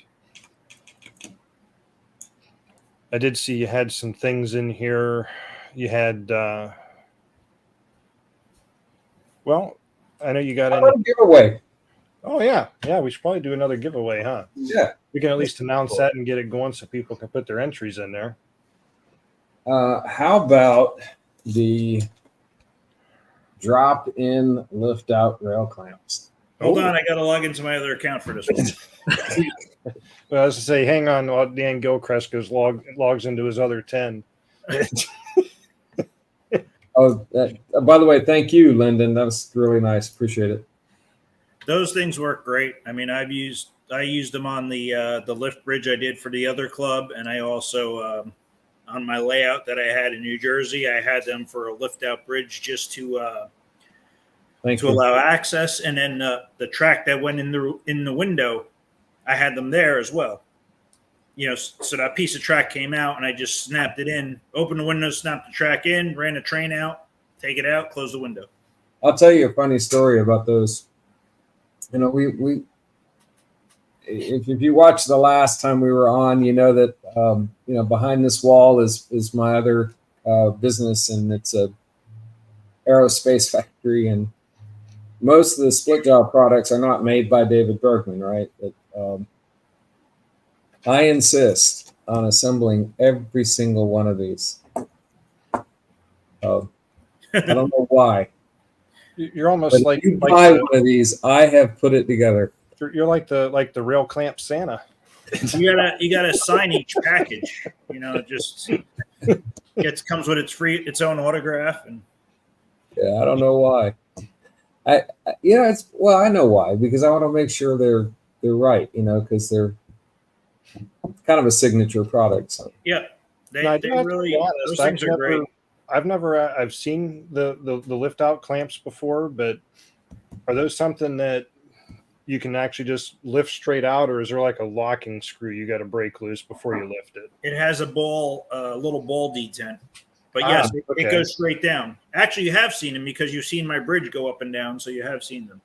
Oh, I didn't realize you actually had those in there for the alignment on it. Okay. Yep. That's when the bridge came down, the one that, you know, the Pocono Mountain Club. When the bridge came down, it went into the split jaw. I never stayed You had around to to see adjust the it, bridge right? come down. What? You have to adjust it once to set that set screw. Yep. As I say, I never stayed around to watch the bridge come down, Nico. Once it went up, I already saw the exciting part. I'm thinking it's just the reverse going the other way. Well, it was, but you want to get the whole experience, not just half. Well, now I feel robbed because I didn't get Here's the full experience. here's I don't know if the camera's going to pick this up, but this is code 332, and then we do them also in code 250. And I don't know if you can tell this, but those code 250 ones are really small. I was just going to say, looking at it, like that definitely looks a little bit challenging. Yeah, I put those together too. Yeah, Chris is right. Robbie has them up there too. Oh, stop. Oh yeah, Robbie uses them. Yep. I got to laugh, Nico, when you and I click on the same comment all the time and cancel each other out. Yeah. Yeah, Robbie has them there too for his lift out bridges. I mean, the rail bender, the digital angle, track inclination gauge, the power shed, maybe the Hellgate Bridge. And there's a lot of stuff that we want to do.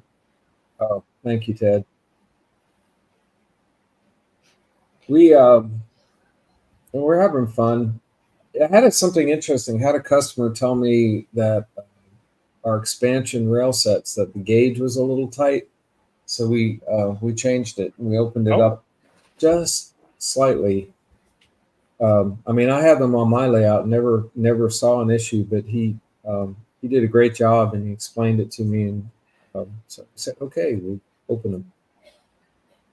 But I think that's what people like to hear. When they give feedback and you actually listen to what they're saying. There's a lot of people that feel that they get ignored when they try to give feedback on stuff, and that's definitely something that we've never experienced with you. You're always very open to talking about the stuff. We've been blessed with some really nice customers. We get good feedback. We get a lot of patience, because sometimes, like especially in our early days, when we didn't have inventory, and even now, some people have to wait for their bridges. Yeah, Ted, I know. That was you. Yours is on the way. I knew who it was too, but I wasn't going to say anything. Yeah. Sorry, Ted. I didn't want to mention you by name, but anyway, we have some we're really nice customers, and one of the cool things is that when we go to a show, I get a sense of people are kind of rooting for us. Most people, because Splitjaw went out of business and then we started it again. It's really nice. So yes, it does. To answer Brian's question here, so that's what the plunger's for. That keeps the contact, a little bit of pressure on the rail, and allows electricity to pass through. Sorry, I stole your answer. No, that's good. Another new thing since our last show is I developed this seminar for the National Garden Railway Convention. I've done it twice. I did it in Denver and I did it in California. And I get really geeky. I talk about contact theory and resistance and metallurgy, and I've actually had people sit through that and then clap at the end. Well, I mean, people are learning stuff that they didn't know before, and a lot of times, especially with what you're talking about, it's stuff that people never even thought about. Just like at the beginning of the show, when someone asked about, using brass clamps on stainless track. Holy cow! It's 8:45, and Dackman's not in bed yet. You're welcome, Dackman. Yeah, he just woke up. Well, no, I think the reason why he's still here is, he was with us when David first came on as a sponsor for the show. I think he wanted to see what David had been up to. Well, if we're if everything works out, I mean this business is a hobby for me. It's a passion, right? And if everything works out,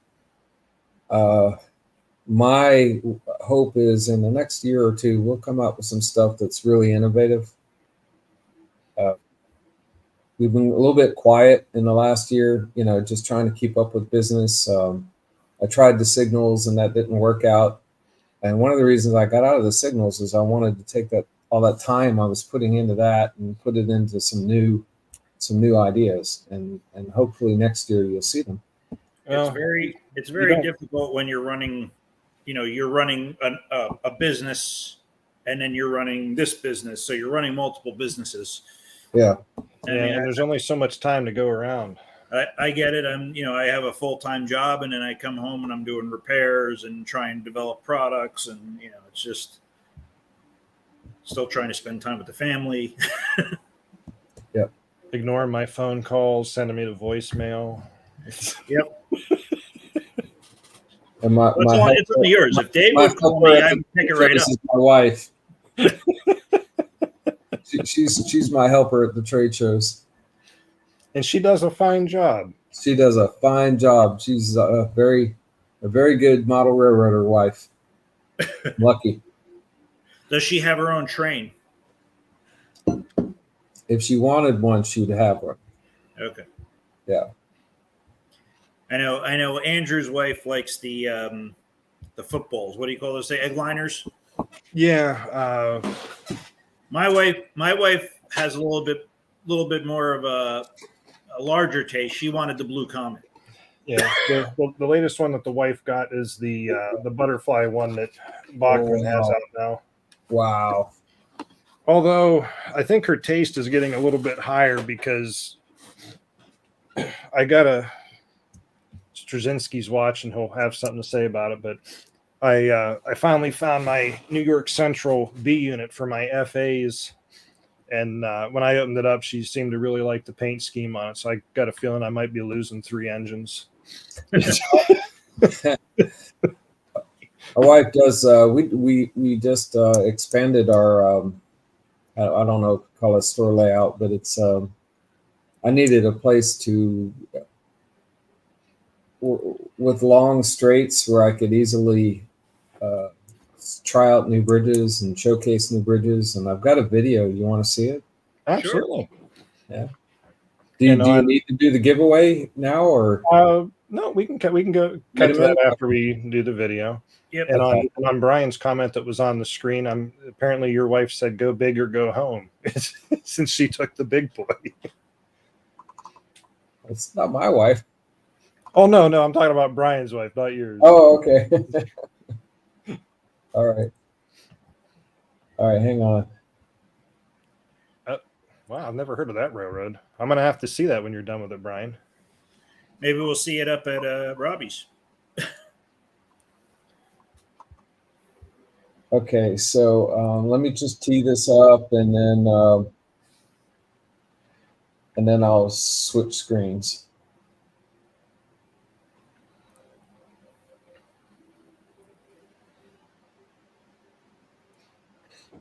So Andrew, I'm presenting right now. Okay. Nothing's popped up for me yet on my end. Oh, okay, it's popping up now. Okay, and this has sound.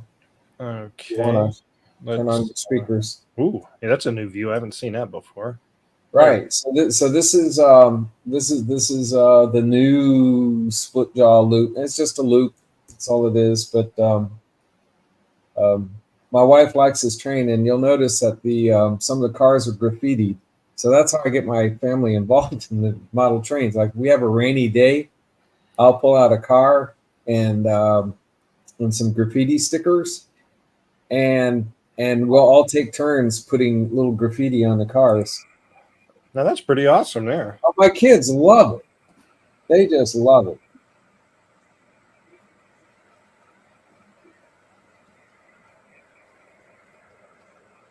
Oh, we got the Genesis locomotives on there. I like those. And I think I mentioned it back when they announced it, but I believe LGB's actually doing a run of those again, along with the Amfleet coaches, if I'm not mistaken. See some of my graffiti cars? Oh, man, I don't know if I've seen graffiti on Amtrak before. Oh, they have graffiti, but Ooh, yeah, those Amfleets are nice cars. I like those. I think LGB did a really good job there. I'm glad they're bringing them back. I'm actually surprised you don't have a few of the superliners on there, David. Oh shoot, I'm trying to think of the name of the company. Is it? I'm going to say it wrong. Akala Trains. Is that what that is? Acelas? What's that? Oh, you talking about the double deckers? Yeah, the person that's making those. I'm trying to think of the name of that company now. Nico, any What's input? The person, the company that's making the Superliner Amtrak cars in G scale. I'm not sure. Oh, you're killing me. I'm not a big fan of the Amtrak train. I'm sorry. Wow. There we go. G scale Jake. Thank you. I was trying to pronounce it. AKLA trains. I don't know if that's really pronounceable or not. Here's another one for you. If I'm saying it. Ooh, This is more. Here? We got some Burlington. Oh, you got the chrome ones on there. Nice. The California Zephyr. You know that one car that went by that was riding a little bit high. If you talk to Nico, he's got a product for you that'll lower that down to the proper ride height. Was that an aristo-craft? Yes, Yeah. it was. Oh, you have those trucks? You make those trucks? He makes the lowering bolsters. The lowering kit. Yeah. Yeah, and they're actually pretty simple to put on. You pretty much just unscrew the old ones, screw the new ones on, put your trucks back on them, and the car is at the proper ride height then. Is it easy? What about the pickup from the track? You don't affect that at all. Really? Yeah. What I do is I cut the aristo-craft to get it off, and then mine are shaped like a U. Okay. So it goes on without even doing anything. Trying to think. I'm looking to see if you got a picture on your website here we can show David. Yeah, they're there. There's the lowering picture, everything. Oh, yeah, there we go. Let me put that up on the screen. Let's see. I saw those back when I was still thinking about getting into G scale on that big site, a big website. But So, yeah, that comes in handy. That's good. It's good. So okay, I think you can see that now, can't you, David? Yep.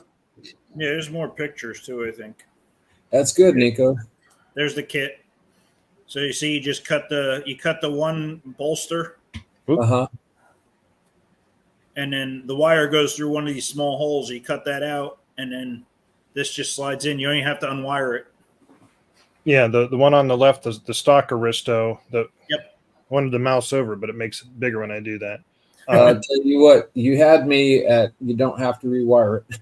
Yeah, you basically just the original bolster, you cut the plastic in one spot so you can slip the wires out, and then since Nico has it U-shaped like that, you just slap the new one on there with the 4 screws, screw your truck onto that, and away you go. Did those work? You know, Risto had they didn't make a lot of these, but they made them. To me, they're really nice, smooth side, streamlined cars, and they're those will nice work on there too. Yeah. Okay, but they rode too high. Yeah, these will work on that car too. Yeah, and you can see looking at the side profile Nico has there how much it lowers it down. Those are nice. Yeah, those are nice. I just figured since I saw that roll by, I'd point that out for you. Shoot. Let me get rid of that now. How do I get rid of that? So I didn't mean to cut you off. Was there something you were getting ready to say before I mentioned that? I'm sorry, David. Me? Yeah. Oh, no. I'm good. Oh, I was going to say, Nico, I really like it. I mean, those are great. I'll be buying some of those. Yeah.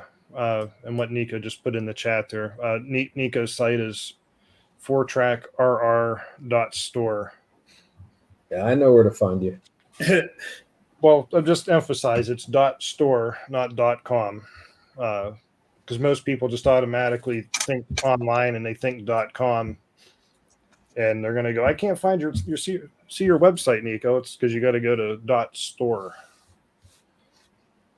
which I think there's a whole ton of new top level domains out there that just makes it even more confusing. Yeah, Yeah, there's going to be more and more and more, as you know. You This want is to run probably a bad way to end the show, but look what it can do in my curved bridge. It's a good thing you waited till the end. We would have hated to kick you off at the beginning. And of course, Dackman's still watching. I see him in the chat. He's going to have something to say, I'm sure. You got too many rails on that track. Do you want to run the giveaway since we are down to 2 minutes here? That's what I was just going to say, is I can get that queued up here. And this is for a package of the, I always call them bridge clamps, but what's your actual name for them, David? Drop in, lift out clamps. Okay. Yep. Which, because you don't have to specifically use them for a bridge. Let's see here. Let me get that screen. Drop in, lift out. Giveaway. We did make a small design change on those when we restarted Split Jaw, but no one has noticed. Really? Yeah. That, I guess it was successful, right? Because no one even noticed. Well, now I'm kind of curious manufacturable. if anybody looks for it and finds it. All right. We'd have like a prize if someone could tell me what's different. You're going to probably have to look at the old one and the new one right next to each other. Yeah. All right. So everybody that entered, other than John, is eligible since he won already tonight. Unfortunately, Yeah, John, you get robbed on the second giveaway. So let's see who our winner is going to be here, since everybody's waited so patiently.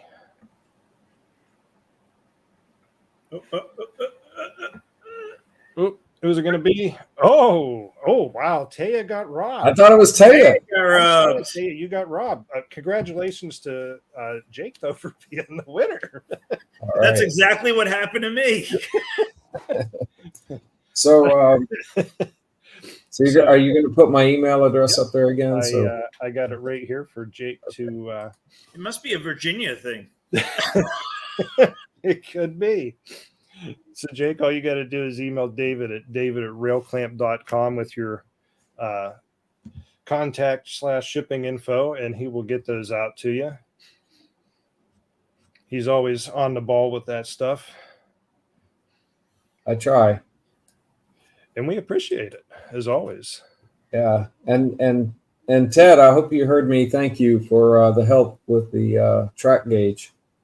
Oh, he did. He even responded. I put it up there. You said thank you, and then he said thank you. Yeah, okay. So you thanked him. He thanked you for thanking him, for thanking you, for thanking him. Thank you. Thank you. Well, see, that proves our philosophy, Jake. You said you're originally from Virginia. You're not there now. Right. If you'd go and move back to Virginia and we do it again, you'd probably get robbed like Nico and Taya. Yes. See? There you go. There's Ted saying thank you to your thank you, or saying welcome to your thank you. You know, it's funny you mentioned that, Dackman, because I don't have a sample to show because I tried to make the shirt and the print rejected it and said it was too low of a quality. Hey, Dackman, I could laser engrave that on right under here. It says, like Nico got robbed, like graffiti. Like he spray painted it. I kind of feel like I'm starting. Did you ever see Euro Trip? Yes, No. I've seen that before. Scotty doesn't know. Yeah.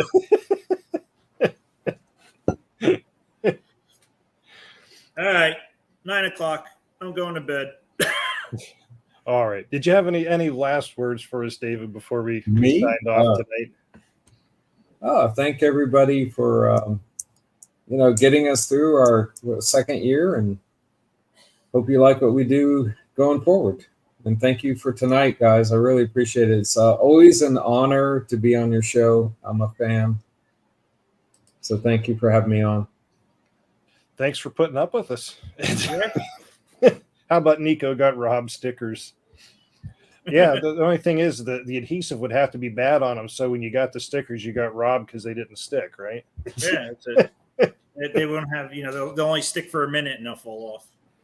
Well, what? Hey, I have a question. What trade show are you guys going to attend next?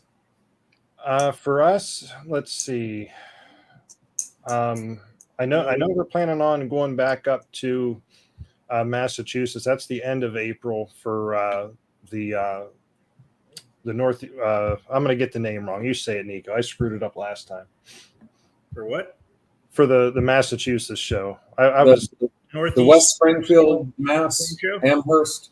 No, Amherst is, well, they have two shows. The So Northeast large scale. Yeah, they have something. the January show, which is all scales. Right. And then now they're having the April show, which is the Northeast large scale train show. That's it. The Thanks. East Coast large scale train show, where hopefully that will be there again in April. And then we're going to Robbie's next 2 weeks. Yeah. RLD's open house, but we're not. Nobody. That's just like a good time, fun time. Run trains. Yeah. I can. He always has those on days where I have family things. Like my anniversary. You got to get your priorities straight. Yeah, I keep trying to do that. I keep failing. And then there's the big train operators, right? Yeah, when is that? That'll be back in Burdenham, PA. I don't have that up on my calendar yet. That reminds me, and the wife keeps reminding me. I actually need to call the Burdenham Inn because they're actually taking reservations for their convention again next year already. But that's in June, right? I believe that's in June. Yeah. I can't miss that. The wife has to get her Larry Otis fix. I don't know what it is about furry Yetis, but I don't know. I have to get my Larry Otis fix. I never met or knew Larry before the convention, but now I don't know how I went all these years without knowing him. And of course, there's Larry saying it is in June. Yes. And there's Tim. Whew, man, I'm probably gonna get roughed up by Tim at the RLD open house for not having that information handy. Yep. That was pretty bad. I knew it, and I'm not even in the big train operators. Say hi to everyone from me at RLD. I wish I could be there. We sure will, David. Yep. Thank you guys. Thanks again, everyone, for watching. Yeah. We'll be back the end of next month for our next live stream, everybody, which of course will be October 29th. So we will see you all then. Do we know who the guest is? One of two people. I got to sort out who said what. Okay. So there was a reply to a couple messages I was waiting on to make sure who. I don't want to say who and then have the wrong person. Okay. So I will have that up on the website as soon as I have my definitive answer on what I remember hearing. We will be back in October with a new guest. All right. Good night, everybody. And Have a good see one. you next month. Thank you.